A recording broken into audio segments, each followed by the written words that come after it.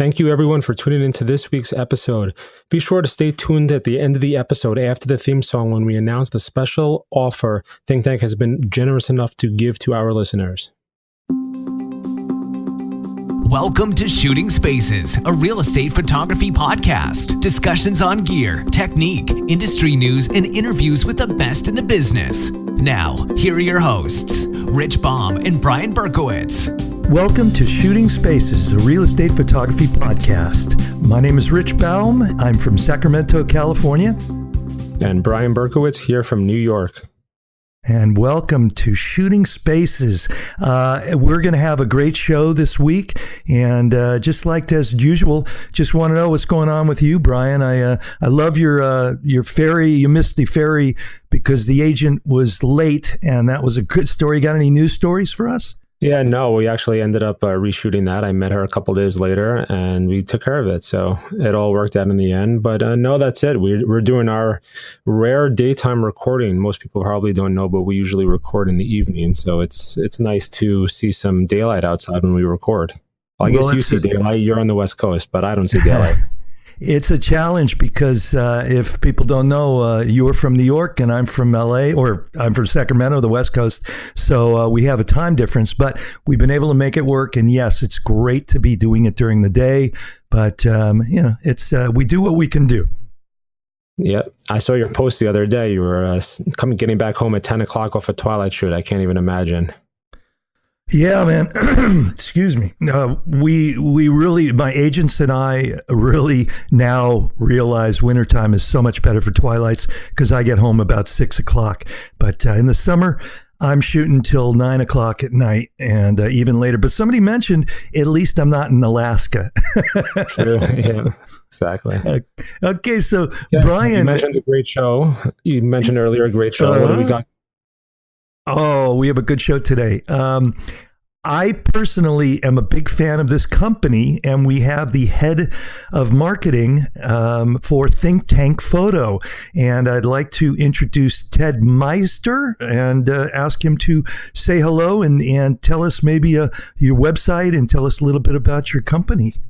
Well, hey guys, thanks for having me on the show. I really appreciate the opportunity to talk about our products and our company. And it's an exciting time for thinkTANK. As you mentioned, my name is Ted Meister, and I'm the marketing director. I've been working with thinkTANK for a little over 3 years now, and we've seen a lot of growth and a lot of changes in the industry.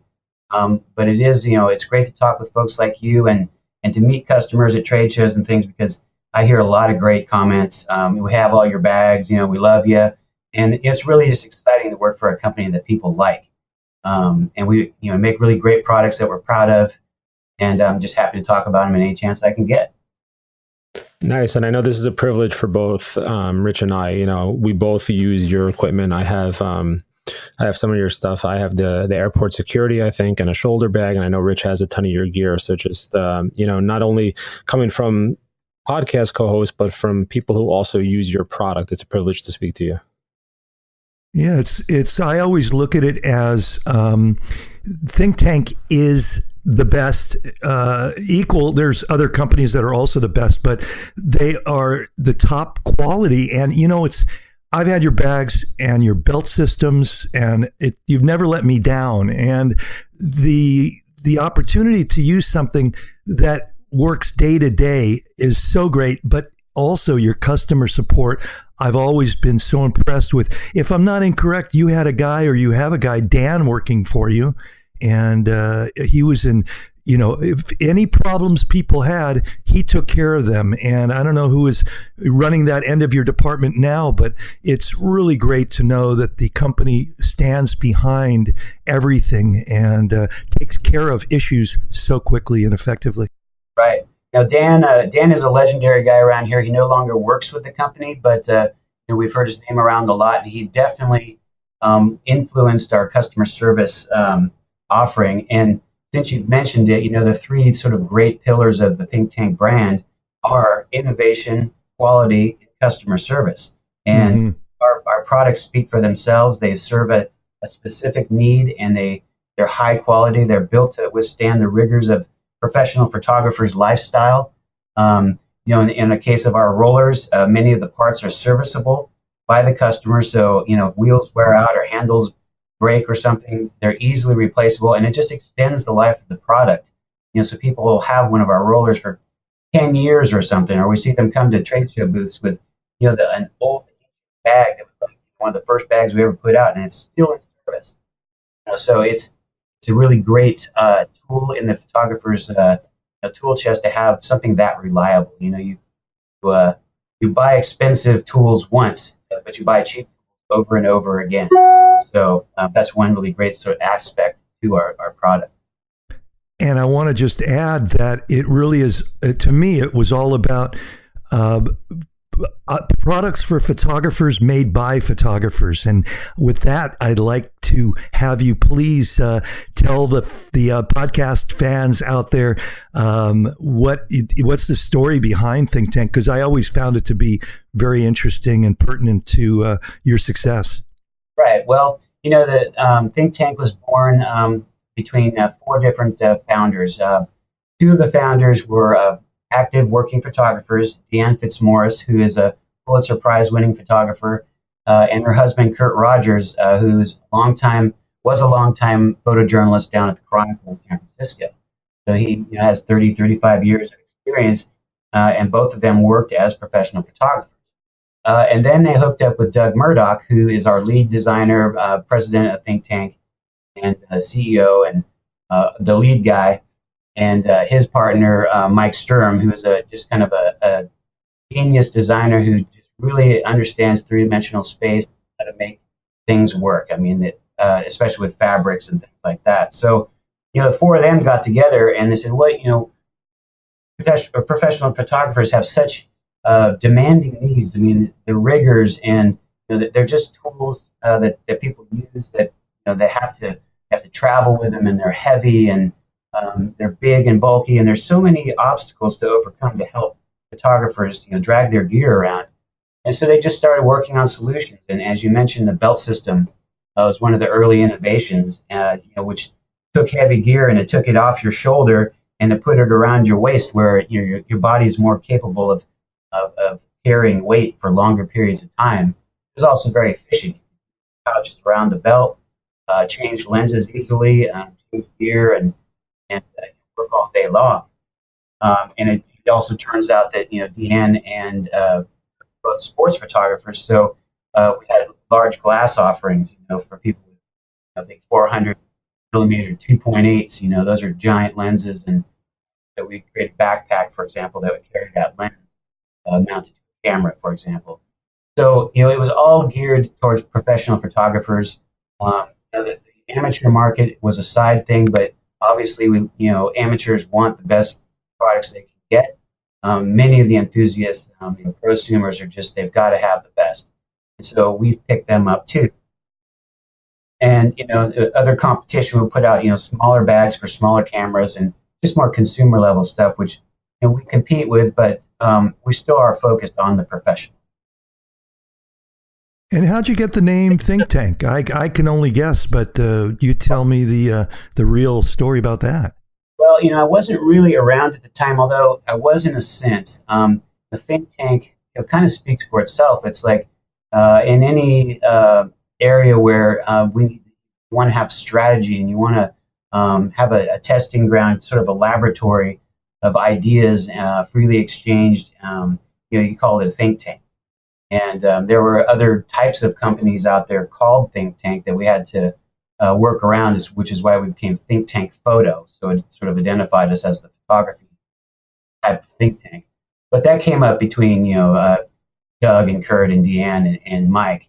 So, but the relevant story there and where I come in, this was 14 years ago, is I was a freelance graphic designer at the time. And I hooked up with Doug through Brian Irwin, who was his PR guy. And I designed the first logo, which is the logo that's on all the bags now. So, that was kind of great to work on with a brand new company and create their logo and work on their brand identity. But then I, went away and got another job, and eventually came back around. They called me for a 10-year anniversary to come to a party and just celebrate the success of the company. They said, "Oh, by the way, we need a marketing manager." And I was just right time in my career where I'm like, oh, well, I want to be a marketing manager and talk. So, one thing led to another, and here I am, and I'm kind of back in the photography industry. Went to school and studied as a photographer as part of my major, and it's just great to come back to something I love to do in a role that I never would have expected. So that's kind of the exciting thing, and it's great to be in a quote think tank where I can participate with the designers and give my input and my feedback on the designs and how they're being used, and talking with customers, I can relay their input back to the design team and either improve on current designs or add up to something that's totally new. So we're always trying new things. There's always new equipment that needs a bag of some kind, and we just kind of follow our nose. We listen to our pro users, and they just guide us along, and we come up with the solutions.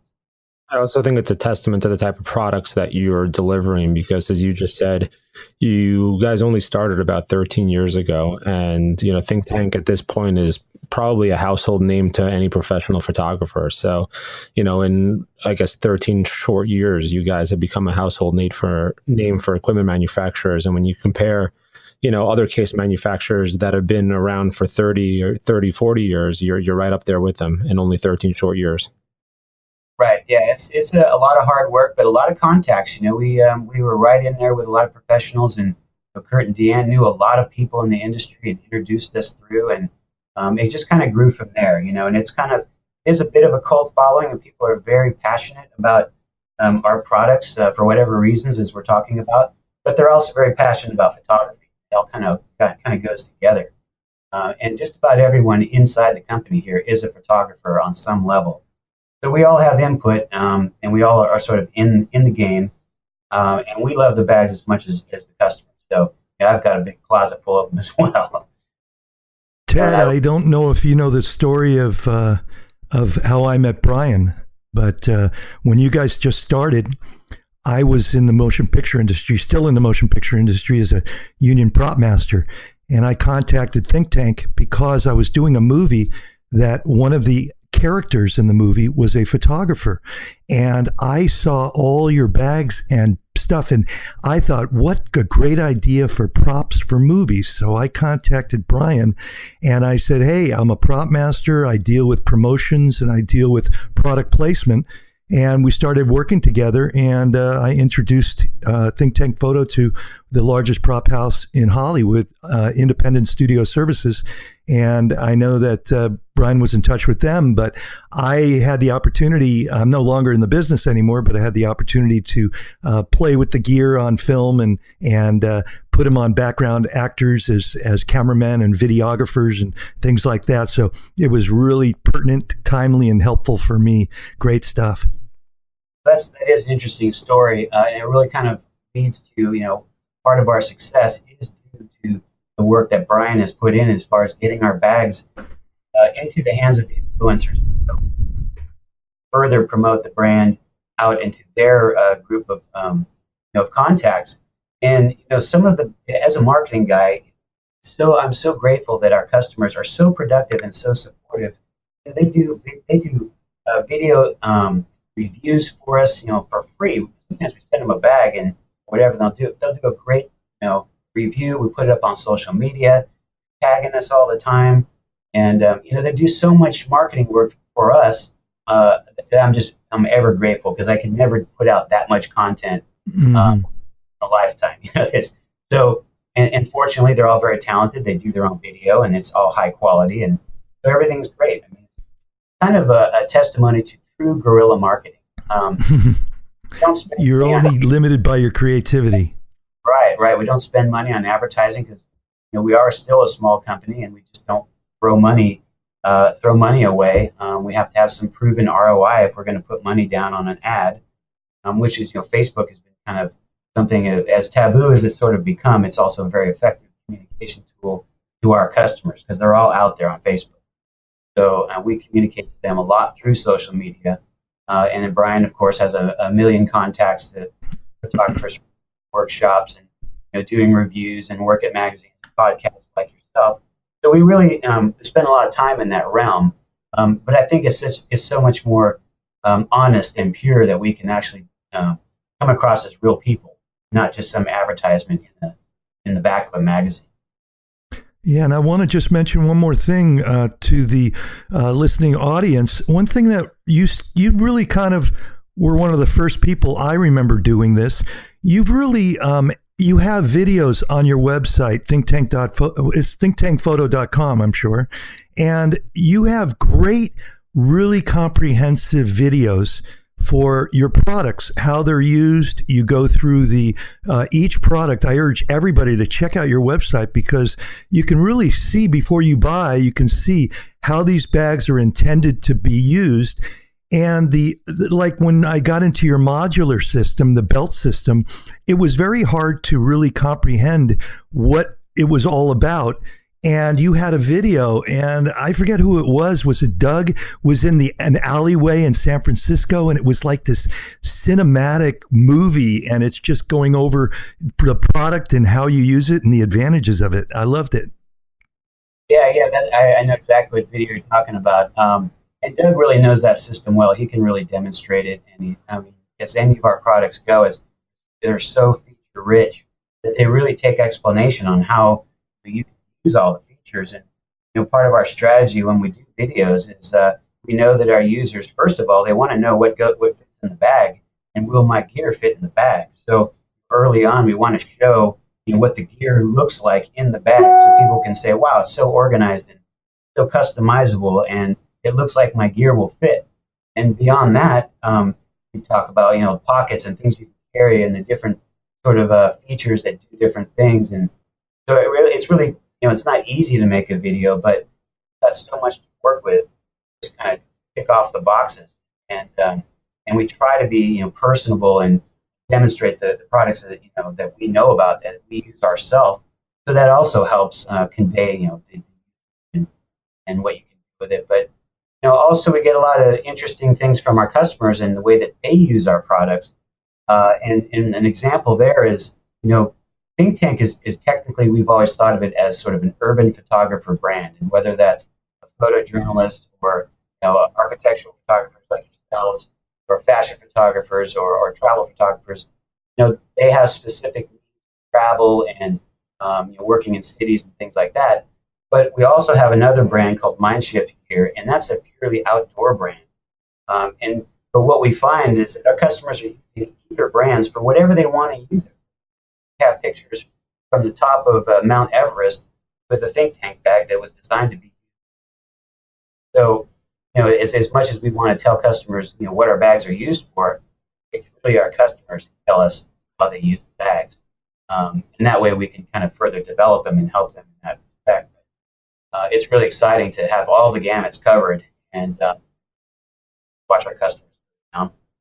Ted, I want to shift gears for a minute and talk about specifically maybe some of your bags that would be most useful to some of our listeners doing what we do as real estate and architectural photographers. I mean, I know Rich and I both have airport security bags. I was telling Rich earlier, I find that a little too big, and I think I'm going to actually downgrade to the international. But for most of the real estate or architectural photographer shooters that, have two bodies and a couple of lenses and maybe, a bunch of other little things that they carry around with them, what type of bag should we be looking for? We're also the type of photographers that are in and out of our car several times a day. We're on the road a lot. We're traveling. So what type of products that you sell should we be looking at? Well, you kind of started off with with the perfect solution, and that's the Airport Series rollers. The airport security, which is designed to fit in the overhead compartment of a U.S. domestic airline. And we always caution you should check with your airline because requirements are always changing. But as you scale down from security, you have the Airport International, which is sized to fit in the international overhead, which is technically smaller. And even so, that bag is pretty heavy. It's pretty robust, and a lot of international travel now has required more weight. And in that sense, you need a smaller, more lightweight bag. And the next one down that you might be interested in is the Airport Advantage, the Airport Advantage Plus. Now, the Airport Advantage is sized to fit in a pure regional jet. So as you're flying around the United States and you're flying into a smaller area that doesn't have a larger air service, you want to still be able to carry your gear on the plane with you where you know it's safe, and you still want to get it into the overheads, which are much smaller, but the Airport Advantage is designed to fit there. And it just happens to be a lot lighter. I believe it's about 9 pounds lighter, maybe 6 pounds. But that has helped a lot of people who are also traveling internationally. And again, you can get 2 bodies in there, and plenty of glass. And it's a great lightweight solution with great rolling, great wheels that we use on all our rollers. So if you're traveling by bus or in a car or on an airplane or a train, you transition one to the other with this roller. Another interesting solution that you may come across is our rolling backpacks. We have the Airport Takeoff V2, which is an internationally sized rolling backpack. So ideally, it's a roller. You roll it around. You come across something like gravel or snow or grass or something, and you can deploy some backpack straps out of the bag, throw it on your back, and keep going.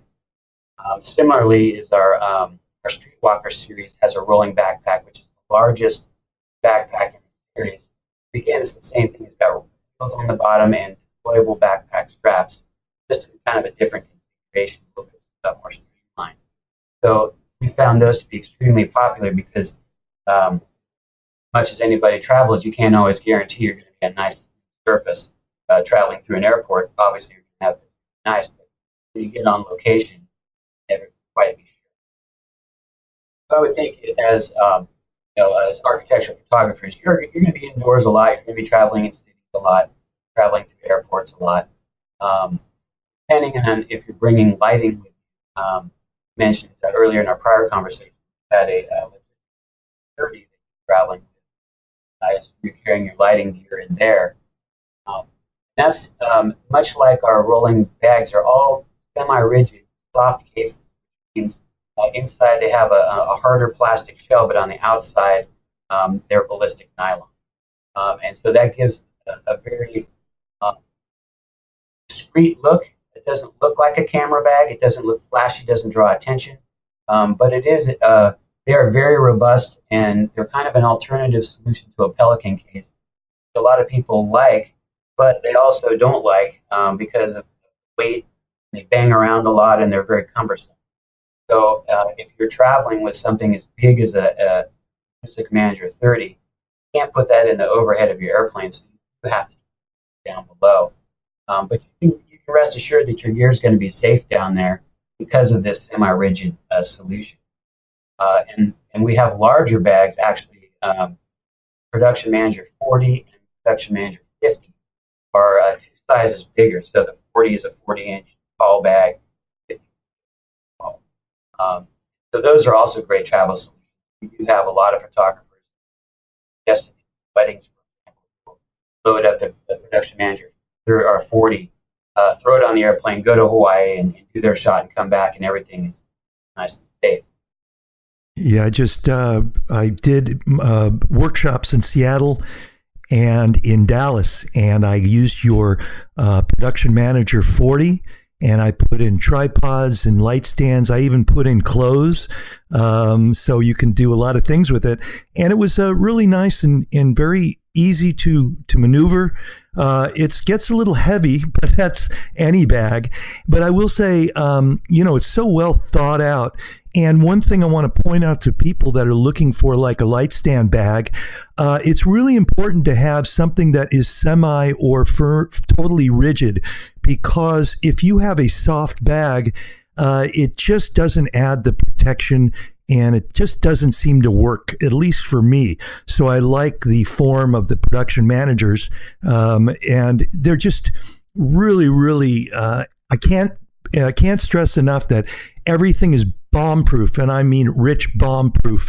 And it is just made, the attention to detail is second to none, and that's why I'm a big fan of all your equipment. And it's just really, you're perfect for the geek. I'm a backpack and a camera case and a bags you'd put on your waist geek, and I just think that thinkTANK has everything I want. Yeah, we're pretty geeky around here too. I mean, if you go on our website and look at our product pages, for example, looked at the Production Manager 40, you would see a lot of gear layouts. We take a lot of photography, so different types of ways you can work with our bags, and we geek out on that stuff. And we were rearranging those dividers all day long, and we provide so many extra dividers that we know our customers are going to play around and make their own configuration. So we welcome that. We participate. And it's a lot of fun too. Yeah, I was going to mention it before you just did. For people that are in the market for these bags, if you go to your product pages, you can see different pictures with different layouts, and you also have a little section for every product that says what fits, and it tells you how many bodies, in a camera case, how many bodies, how many lenses, how many accessories will fit in there, and it's a great tool to allow somebody who knows exactly what they need to fit in their bag, and they can just pick a bag based on what fits in there. Right. And if you ever have any questions, our customer service team, Justin and Jonathan, are two very, very well-versed photographers themselves. They know all the other things that go in the bags. They know like all the sizes, dimensions in their heads, basically. And if you want to give them a call with questions, they're open to, you can call them on the phone, or you can do a live chat off the website. And they're just, they're a wealth of information. And it's really kind of encouraging a lot of photographers who want to talk to a person, and help them make that decision about the right bag for me. Because if they're going to put down the money and make the investment, they want it to be the right bag. They'll probably buy another bag somewhere down the line anyway for another purpose. We've also found that there are many different purposes for photographers that have a different bag to go with them on a different shoot. For example, as real estate photographers, you may want to show up on location, and maybe the homeowner's there, and you don't want to look like a disheveled old photographer with a crunchy old black bag. Maybe you want to have a nicer shoulder bag with a leather cover on it or something, or something that looks a little more put together. A lot of wedding photographers, they want to look as good as their photography does, because they've got to, they have to blend into the crowd, so they don't want to look like, they're wearing all black and they've been on their knees all day, and their knees are worn out and everything like that. So, we do sort of concentrate on other aspects and needs of photographers beyond just getting their gear to the location. Sure. And you were talking about shoulder bags. I also have one of your urban disguise bags, and that's also an incredible bag if I have to run out on a shoot and take one body and one or two lenses with me, throw it over my shoulder and go. So your shoulder bags are also great bags. Grab and go bags. And our retrospective series has been very popular over the years. It's kind of the traditional Domke style canvas bag, and what's good about the bag is it doesn't look like a camera bag. So when you're traveling, you're not as suspect, or you're not as obvious to someone who may be interested in stealing your stuff. We have a lot of people who travel internationally. In some of those international cities, crime is rampant, and people are pickpocketing and cutting holes in bags and stealing bags. And, if it doesn't look like you've got $10,000 worth of gear in your bag, you're going to be a little bit safer. So we do also focus on, having a very discreet bag and something that's not shouting, I'm full of camera gear. So, we're running low on time here, Ted, but I know you mentioned that you want to offer something to our listeners, and I know we haven't figured out the logistics yet, but you want to just tell us for a quick minute what you're able to offer, whether it's a discount code or anything like that, to our listeners who want to purchase one of your bags. Sure. We'd be happy to set you up with a discount code. We have two different websites, thinktankphoto.com, MindShiftGear.com. As I mentioned, that's our outdoor brand, and many of your audience may be interested in some of those outdoor style bags. Just they are very robust, and they're very usable for a professional. So we'll come up with a discount code for you, and we can make that 25% off your purchase on our website good for maybe a month. I think that sounds pretty good, and that's it's really easy to do. You just enter the code in upon checkout, and you'll get the price reduced right there, and good to go. The code will be on the website by the time this podcast is aired. So just check it out, and thank you so much, Ted. That's generous. And just if people out there don't have thinkTANK or don't know of it, check it out because it's the bomb stuff, and it is just the best. So I've always been a Think Tank fan, and I appreciate you coming on, Ted. Great. Well, it's really been a pleasure to be on your show. I appreciate you having me, and I'd be happy to chat anytime. Great. Thanks for coming on, Ted. It's been a pleasure. Great. Brian, why don't you take us out, okay? Yeah, Rich, as we always say, leave a review, subscribe, submit your Ask the Guys questions, and let us help you learn. So this is Rich Baum, Sacramento, California, saying see you later. Have a good one. This has been Shooting Spaces, a real estate photography podcast. Subscribe to the show and don't forget to leave us a review. You can also follow Rich and Brian on social media and at their website, shootingspacespodcast.com. Thank you for listening. We hope you enjoyed this episode. To take advantage of the special discount thinkTANK has been able to offer us, the discount is a 25% off discount good through the end of July. This discount is good on thinktankphoto.com and mindshiftgear.com. Be sure to use code ShootingSpaces18. Again, that's ShootingSpaces18 when checking out on both thinkTANK Photo and MindShift Gear to get 25% off your entire order.